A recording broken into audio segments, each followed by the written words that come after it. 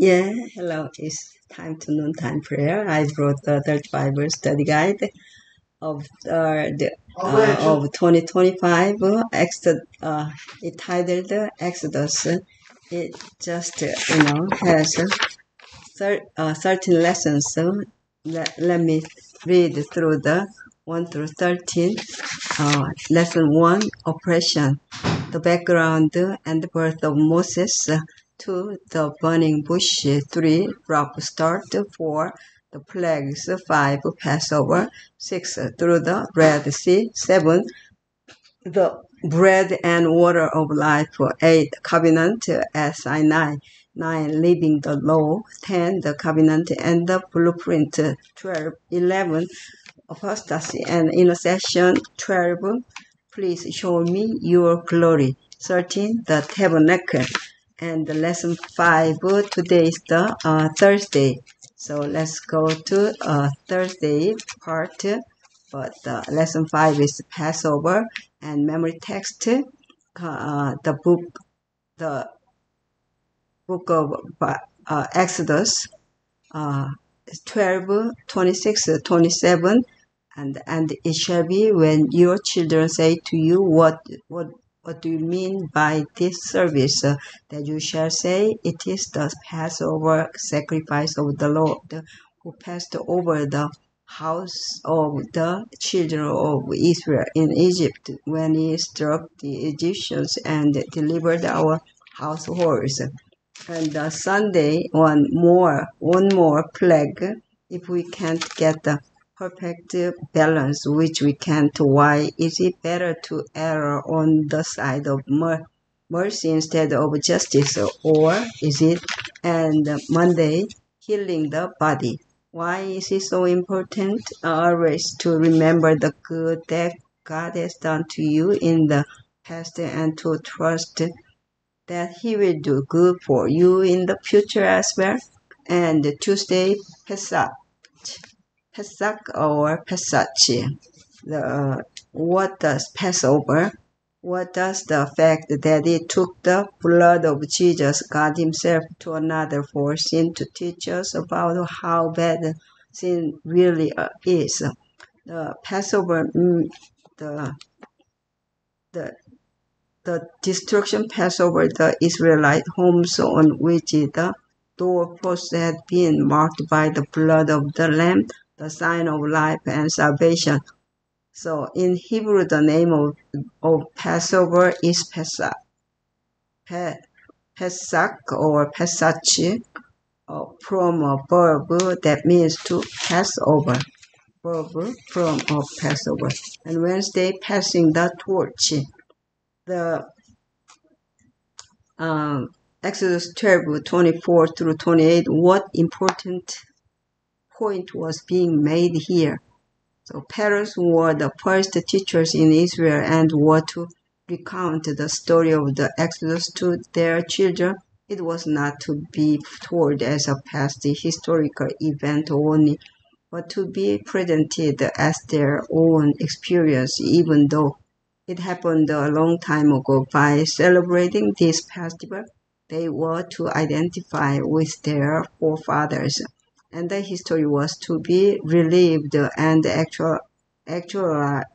The father would say, I was in Egypt, I saw the defeat of the Egyptian gods and the plagues on Egypt, and I was set free. In the book of Exodus, it is twice underlined how parents should answer their children's questions regarding the Passover. See Deuteronomy 6, 6 through 8, and Exodus 13, 14 through 16. And today is Thursday, the divine judgment. Read Exodus 12, 29 and 31, how God struck down the firstborn in Egypt. Why did God focus on the firstborn? See also Hebrew 11:28. The last Egyptian plague fell on the firstborn. It was a divine judgment on all the gods of Egypt and upon all the families who worshipped these false gods, which were worthless idols that reflected the people's own passions, desires, and fears. As the earlier plagues had shown, these idols were unable to save the people. Their worthlessness was even more apparent now during the 10th plague, which brought by far the greatest consequences on the Egyptians. Throughout the vast realm of Egypt, the prior of every household had been laid low. The shrieks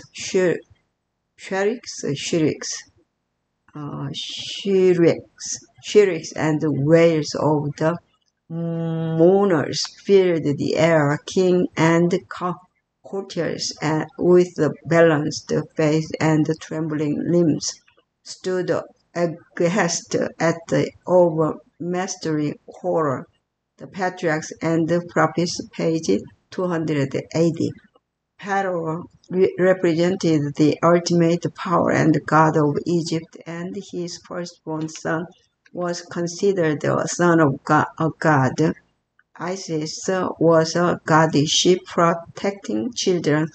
Heket was a goddess attending women at childbirth, and Min was a god of reproduction. Besides these, there were several Egyptian gods of fertility. All these gods were powerless in comparison to the living God. Moses says, "Who is like you, O Lord, among the gods? Who is like you, majestic in holiness, awesome in glorious deeds, doing wonders?" Exodus 15:11. Jethro later testified, "Now I know that the Lord is greater than all other gods, for he did this to those who had treated Israel arrogantly." Exodus 18:11. According to Exodus 1, the Egyptians had killed the newborn sons of Israel on the command of Pharaoh to weaken the Israelites and to subdue and humiliate them.